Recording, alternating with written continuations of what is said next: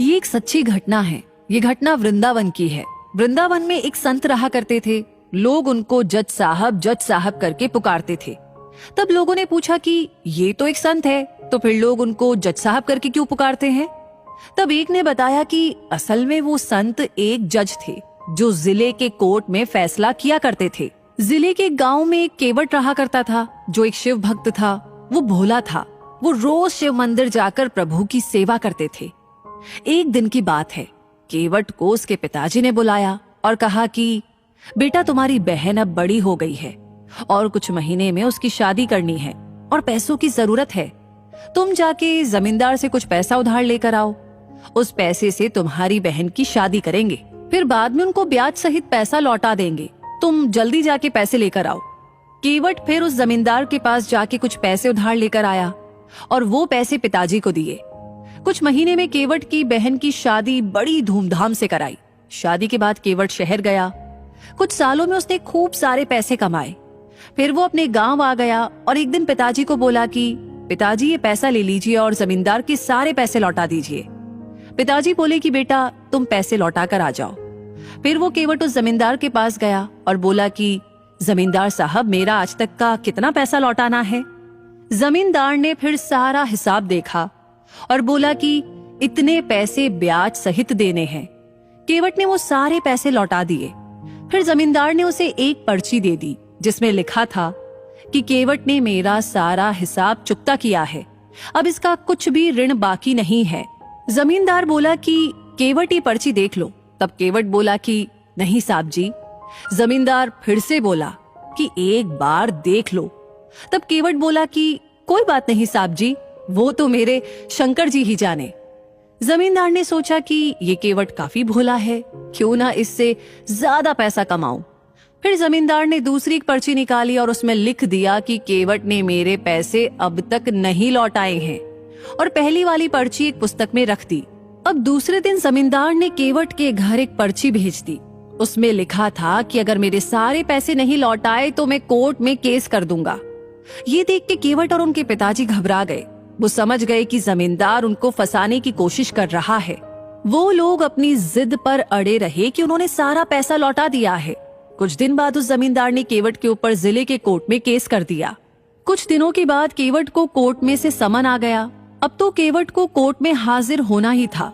वो दिन आ गया जब केवट को कोर्ट में हाजिर होना था। केवट पहले भोले शंकर जी के मंदिर गया और वहां से कोर्ट गया।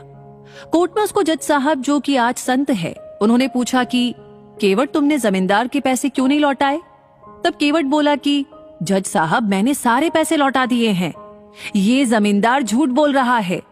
तब जज साहब बोले कि पैसे लौटाते समय तुम्हारे अलावा और भी कोई वहां पर मौजूद था? तब केवट बोला कि वो तो शंकर जी जाने। जज साहब बोले कि वहां पर शंकर नाम का कोई व्यक्ति मौजूद था क्या? केवट बोला कि हाँ हाँ, वहां पर मेरे शंकर जी मौजूद थे, उनको सब पता है। तब जज साहब बोले कि शंकर जी कहाँ रहते हैं, उनका जरा पता बताओ। तब केवट बोला, वो तो मंदिर में रहते हैं। जज साहब ने सोचा कि कोई पुजारी होगा जिसका नाम शंकर है। जज साहब ने शंकर के नाम का वारंट निकाला और अपने सिपाही से बोला कि ये वारंट लेकर उस मंदिर में जाओ और शंकर जी को दे आओ। सिपाही तुरंत वारंट लेकर निकल गया। कुछ देर के बाद वो मंदिर पहुंच गया। पुजारी से बोला कि यहाँ शंकर नाम का व्यक्ति कौन है, उनके नाम पर ये वारंट है, उनको बुलाइए। तब पुजारी बोला कि शंकर जी तो देवों के देव महादेव जी है। तब सिपाही बोला, ये वारंट तो उन्हीं के नाम पर है, उनको कोर्ट में हाजिर होना पड़ेगा। फिर पुजारी ने वो वारंट लिया और प्रभु के चरणों में रख दिया और बोला कि हे प्रभु, आज तक आपके चरणों में कई सारे पकवान, आभूषण, वस्त्र आए हैं, मगर आज पहली बार एक वारंट आया है। प्रभु, अपने भक्त की लाज रखना। आखिर वो दिन आ गया। आज प्रभु को कोर्ट जाना है गवाही देने। केवट सवेरे सवेरे मंदिर गया, प्रभु के दर्शन किए और बोला कि हे प्रभु, आपको पता है ना कि आज आपको कोर्ट आना है गवाही देने के लिए, मैं आपका इंतजार करूंगा। फिर केवट कोर्ट चला गया। जज साहब आए और सिपाही से बोले कि शंकर जी को हाजिर किया जाए। तब सिपाही ने पुकार लगाई, शंकर जी हाजिर हो, ऐसा 3 बार कहा। तब एक बुजुर्ग व्यक्ति कोर्ट में आ गया। वो बुजुर्ग धीरे धीरे चल के आ रहा था। कपड़े फटे थे, सिर बंधा था, गले में तुलसी की माला थी और चेहरे पे विलक्षण तेज था। जज साहब ने उनकी तरफ देखा और वो उनको देखते ही रह गए। जज साहब ने पूछा कि आपका नाम? वो वृद्ध व्यक्ति बोला कि मैं ही शंकर हूं। जज साहब बोले कि क्या उस दिन आप भी मौजूद थे जिस दिन केवट ने जमींदार को सारे पैसे लौटाए थे? तब शंकर जी बोले, हाँ, मैं वहां मौजूद था और केवट ने सारे पैसे मेरे सामने ही उस जमींदार को लौटा दिए थे। जज साहब बोले कि इसका क्या सबूत है तुम्हारे पास? तब शंकर जी बोले कि जमींदार जहां पर बैठते हैं ना, वहां दाई तरफ की अलमारी में एक लाल रंग की पुस्तक में वो असली वाली पर्ची रखी है। जज साहब ने तुरंत सिपाही को जमींदार के घर भेज दिया और उनको उसी अलमारी में वो पर्ची भी मिल गई। वो लोग वो पर्ची लेकर आए और जज साहब को दे दी। जज साहब को सारा किया समझ में आ गया। फिर वो केवट की तरफ मुड़े और बोले कि केवट, तुमने जमींदार के सारे पैसे लौटा दिए हैं, अब तुम घर पर जा सकते हो। फिर जज साहब शंकर जी की ओर मुड़े, देखा तो वहां पर शंकर जी नहीं थे।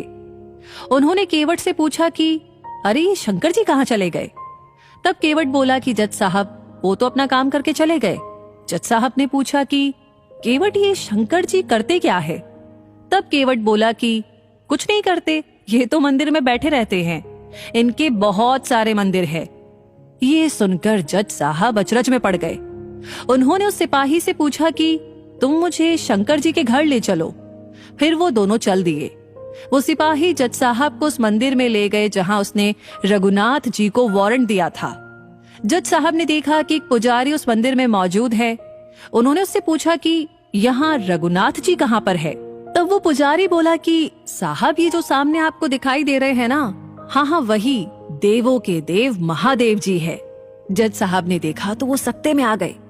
देखा कि वो मूर्ति उस बुजुर्ग व्यक्ति की तरह ही दिखाई दे रही है जो वहां पर आया था।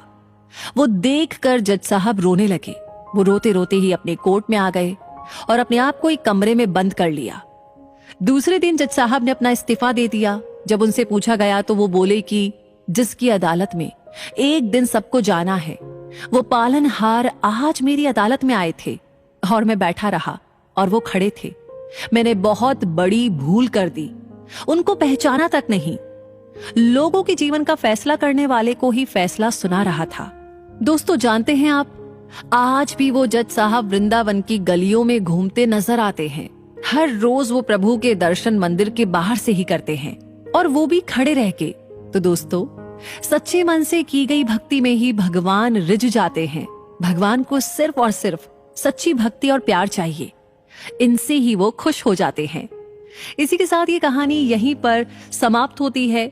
ये कहानी, ये वीडियो आपको कैसा लगा कमेंट सेक्शन में लिख करके अपनी राय हमें जरूर बताइएगा। लाइक ऑलरेडी आपने कर दिया है तो इस कहानी को ज्यादा से ज्यादा लोगों के साथ शेयर करना बिल्कुल ना भूले। बाकी हमेशा ऐसी कहानियां आपको समय समय पर मिलती रहे।